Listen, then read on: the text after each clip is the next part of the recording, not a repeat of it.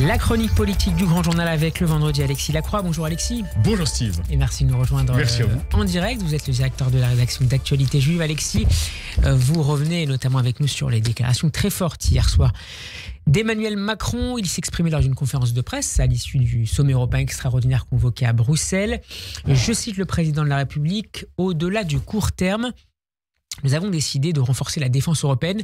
La Russie représente, et j'insiste Alexis, représente dans la durée une menace existentielle. Jamais sans doute depuis la chute de l'URSS, peut-être même un peu avant, un président français n'avait utilisé une telle expression à propos d'un État qui constituerait donc une menace de ce niveau. Le constat est juste à vos yeux, Alexis? Alors, il ne faut jamais évidemment dramatiser ou rendre excessif les constats que l'on peut faire, même s'ils sont alarmants.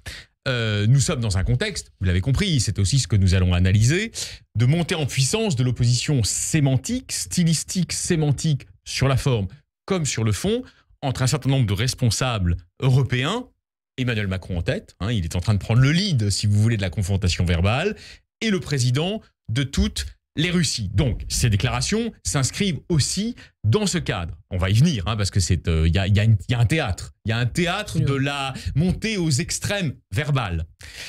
Qui fait beaucoup référence à l'histoire. On va y revenir dans un instant. Voilà, nous ne sommes pas en guerre avec la Russie. Et d'ailleurs, nous ne serons probablement pas en guerre avec la Russie. En revanche, nous sommes... Parler de menaces existentielles, c'est pas du tout neutre comme expression. Oui. En revanche, nous sommes dans un moment où, à juste raison, si vous voulez mon avis, j'abat mes cartes, je suis sincère avec vous, un certain nombre de responsables européens, dont Emmanuel Macron, soupçonnent fortement Vladimir Poutine d'accepter pour l'instant le processus de négociation proposé et engagé par son grand ami, le président américain Donald Trump, avec l'Ukraine, afin d'abord de récupérer des terres qui lui semblent indispensables sur le territoire ukrainien, donc d'acter d'une manière ou d'une autre la défaite stratégique de l'Ukraine démocratique au bout de 3 ans de guerre, premièrement, dans l'intention et dans l'arrière-pensée, éminemment perverse si elle s'avérait, de reprendre le moment venu les combats afin de faire définitivement fléchir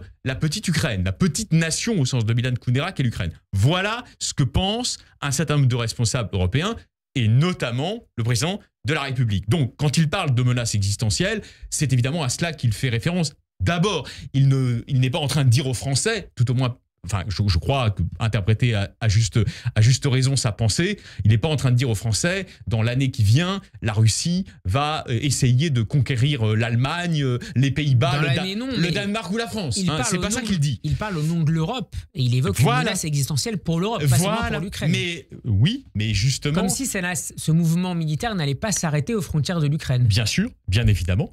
Mais la menace existentielle concernerait un certain nombre de pays qui sont à l'est de l'Europe et qui, étant positionnés à l'est de l'Europe, seraient potentiellement menacés. Il a évidemment à l'esprit notamment les pays baltes, vous savez bien. Voilà. Alexis, mais c'est pas la France, il n'a pas à l'esprit la France. Vous voyez, il est parfois... Mais l'Europe, c'est la France. C'est-à-dire que... nous allons l'analyser, mais il se pose en rempart de l'Europe en réalité, actuellement. Alexis, ce qui est notable dans la rhétorique utilisée à la fois à Paris et Moscou, ce sont, je le disais, ces références à l'histoire, notamment aux conquêtes de Napoléon. Je vais citer notamment Emmanuel Macron. Napoléon menait des conquêtes. La seule puissance impériale que je vois aujourd'hui en Europe s'appelle la Russie. C'est un impérialiste révisionniste à propos de Poutine, de l'histoire et de l'identité des peuples. Une réponse à une déclaration de Vladimir Poutine qui regrettait, je cite, qu'il existe encore des gens qui veulent retourner au temps de Napoléon en oubliant comment ça s'est terminé. Précisons à nos auditeurs que la figure de Napoléon, la campagne de Russie, ce sont deux éléments qui sont très présents dans l'imaginaire russe. Mais évidemment, à juste titre d'ailleurs, puisque si vous voulez, Napoléon a impacté toute l'Europe. Bon, et d'ailleurs, c'est une parenthèse, mais il a éveillé le sentiment national en Allemagne. Le sentiment national en Allemagne s'est éveillé sous l'influence, mais aussi sous le traumatisme des conquêtes napoléoniennes. Mais là où effectivement, disons les choses simplement, la comparaison de Vladimir Poutine n'est pas valide, c'est que la France n'a aucune visée impériale et le discours du président de la République, même s'il est alarmiste, est un discours défensif. C'est pas un discours offensif. Vous voyez, donc il ne s'agit nullement d'un impérialisme de conquête. En revanche, effectivement, et là, vous voyez, parfois quand il dit quelque chose de juste, même si on peut être en désaccord politique par ailleurs sur la scène française avec lui, il faut dire qu'il a raison. Quelle est la seule puissance européenne qui aujourd'hui semble avoir des visées impériales au-delà de l'Ukraine, puisqu'on vient d'en parler? c'est évidemment la Russie. Et d'ailleurs, franchement, entre nous, les Baltes sont payés pour le savoir. Les Polonais sont payés pour le savoir. Les Roumains sont payés pour le savoir. Un salut très amical à notre directeur d'antenne et de rédaction des locaux. Hein, évidemment. Voilà. Donc, si vous voulez, il ne faut pas délirer. Aujourd'hui, bien sûr, la seule puissance qui est potentiellement impérialiste dans sa démarche vis-à-vis de l'Europe au vieux parapet, comme disait le poète, c'est la Russie de Poutine. Et donc, effectivement, cette veillée d'armes dont nous parlions lundi au sujet de la Russie correspond à cette perception assez répandue au-delà du seul Emmanuel Macron. Et ça veut dire aussi, Alexis, que la France est clairement en première ligne sur le continent européen face à la Russie? Aujourd'hui, oui. Vous avez l'affirmation d'une volonté politique. Je ne sais pas si elle aboutira. Hein, il faut être très, très prudent. Nous sommes dans une mêlée mondiale où les hyperpuissances s'affirment au détriment des entités démocratiques.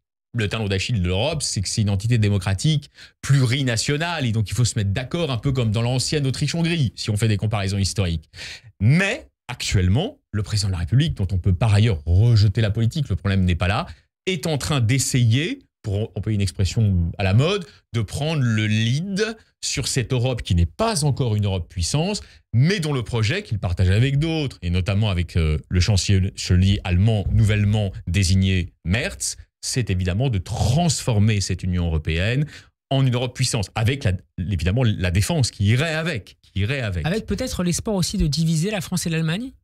Vous voulez dire de la part de Poutine? Tout à fait. Oui, absolument. Ça serait la meilleure réponse possible à une stratégie russe dont on a vu qu'elle avait misé sur le long terme. Je me souviens quand Gerhard Schröder était le chancelier allemand, l'équivalent du Premier ministre, eh bien, effectivement, vous aviez une Russie qui lui mangeait dans la main et lui mangeait dans la main de la Russie. Enfin, ça allait dans les deux sens, notamment via Gazprom. Et donc, effectivement, vous avez absolument raison.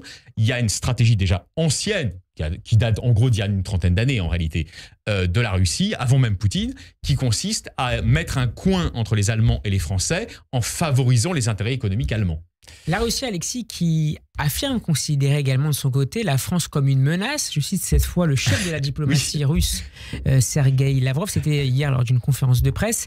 Bien sûr, il parle de la France, hein, bien sûr c'est une menace contre la Russie. S'il nous voit comme une menace et dit qu'il est nécessaire d'utiliser l'arme nucléaire, de se préparer à utiliser l'arme nucléaire contre la Russie, bien sûr, c'est une menace. On entre véritablement dans une phase escalatoire entre les deux pays qui va durer un certain nombre de semaines ou de mois. Escalatoire, je le pense, verbalement. Hein, il faut bien distinguer, si vous voulez, les escalades verbales des escalades dans le réel, si vous voulez. Alors, même si on peut relativiser ça, si on regarde ce qui se passe sur l'espace numérique avec les cyberattaques. C'est ce que j'allais vous dire. Aujourd'hui, les guerres ne sont pas forcément comme en 14-18 ou même en 39-45, des guerres avec des blindés, etc.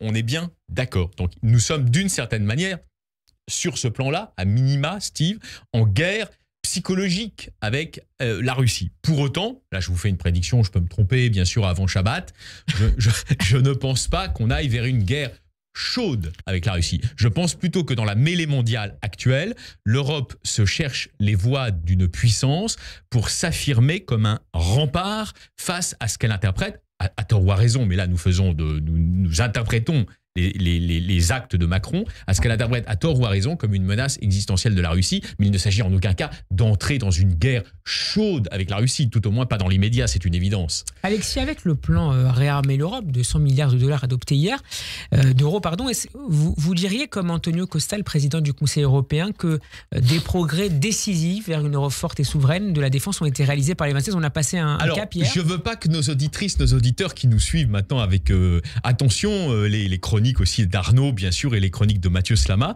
et de Simon Moss, je ne veux pas qu'ils me prennent pour un béni-oui-oui de l'Europe. Je ne pense pas que tout soit fait. Vous voyez, je vous expose avec lucidité les difficultés. Nous n'en sommes pas encore à la phase de l'Europe puissance. Mais effectivement... Des progrès décisifs. Voilà, effectivement, nous avons ces dernières semaines l'affirmation d'une volonté d'être, un vouloir être européen, qui correspond à la prise en compte de menaces objectives, qui ne sont pas la menace de destruction de la France par la Russie, vous voyez, j'essaye d'être précis, mais qui sont la menace de se retrouver un jour privé de la protection américaine en raison de tout ce qu'on a analysé sur la diplomatie transactionnelle et l'isolationnisme. Et donc, nous sommes effectivement dans une phase de construction, je crois, d'un volet qui jusqu'ici était largement sous-estimé comme étant important de l'Europe politique. Nous sommes effectivement entrés dans cette phase. Alors, est-ce que ça va déboucher sur une Europe qui sera capable de rivaliser en termes de défense, par exemple, avec les budgets américains? Je n'en sais rien. Mais je pense qu'effectivement, pour un certain nombre de chefs d'État aujourd'hui, c'est l'objectif à moyen terme, dans les 2-3 années qui viennent. Et c'est une bonne nouvelle pour l'Amérique de Trump?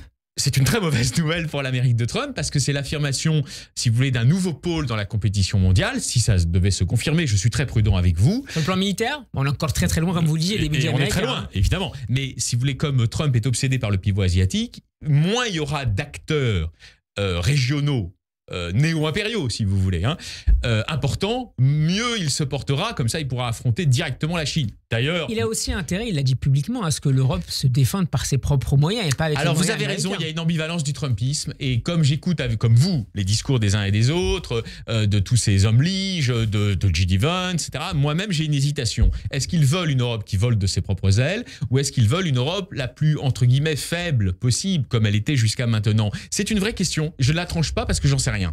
Il nous reste près de 4 ans de mandat, on aura le temps de commenter. Merci beaucoup Alexis Lacroix d'avoir été avec nous. Merci à vous, Steve. On peut vous réécouter sur radioj.fr et en vidéo sur YouTube à lundi. Bon week-end. Oui, avec plaisir. Shabbat Shalom.